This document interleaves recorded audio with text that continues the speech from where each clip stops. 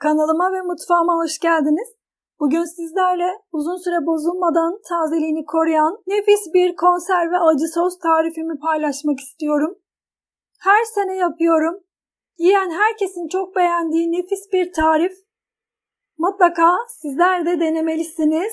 Böyle ekmeğinizi bandırıp yiyebileceğiniz, kahvaltılarınızda, her öğününüzde yiyebileceğiniz nefis bir sos tarifi. Yeni tariflerimden haberdar olabilmek için kanalıma abone olup zili tıklayıp bildirimleri açmayı unutmayınız.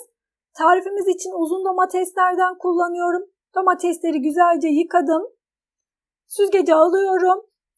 Aynı şekilde biberleri de kapya biberler kullanıyorum. Biberleri de yıkayıp süzgece alıyorum. Çekirdeklerinden çıkartıp ikiye bölüyorum biberleri.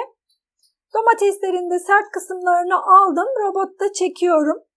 Biberleri de aynı şekilde çekirdeklerini çıkardım ve robotta incecik olacak şekilde çekiyorum.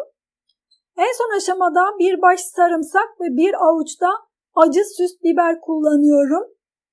Benim elimde kurutulmuş vardı. Ben kurutulmuş kullandım ama taze de kullanabilirsiniz.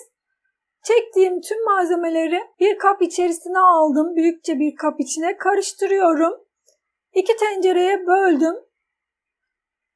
Ocağı açtım. Kaynamaya başladı.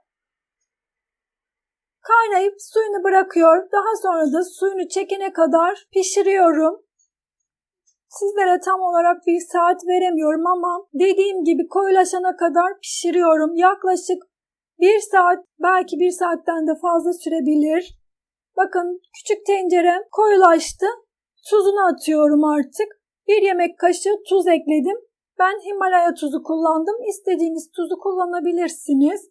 Büyük tencereme de 1,5 yemek kaşığı ekledim tuz.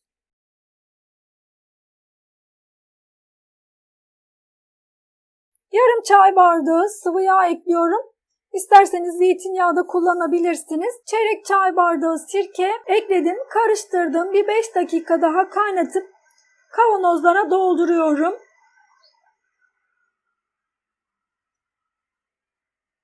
Ocağım hala açık. Kaynar kaynar kavanozlara dolduruyorum.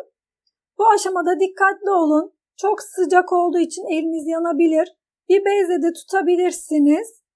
Kavanozlara doldurdum ve yeni kapak kullanıyorum. Her defasında konserve yaparken kapaklarınızı yenileyin. Kavanozların da ağız kısımlarını sildim. Hiçbir şey kalmasın. Kapağını sıkıca kapatıp ters çeviriyorum ve bir gece bu şekilde bekletiyorum. Aynı şekilde diğer tenceremi de hazırlıyorum. Sıvı yağ ve sirkesini ekledim. 5 dakika daha kaynatıyorum.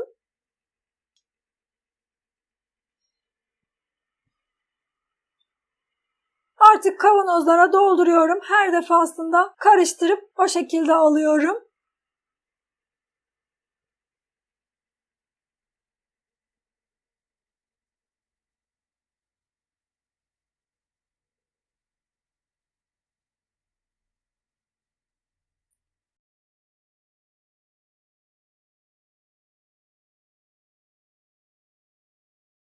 Kavanozların ağız kısımlarını sildim.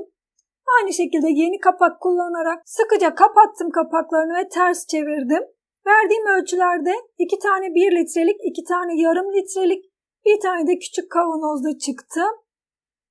Bir gece beklettim. Ertesi günü kontrol ediyorum. Akma, sızma var mı? Kapaklarda herhangi bir şişme var mı diye.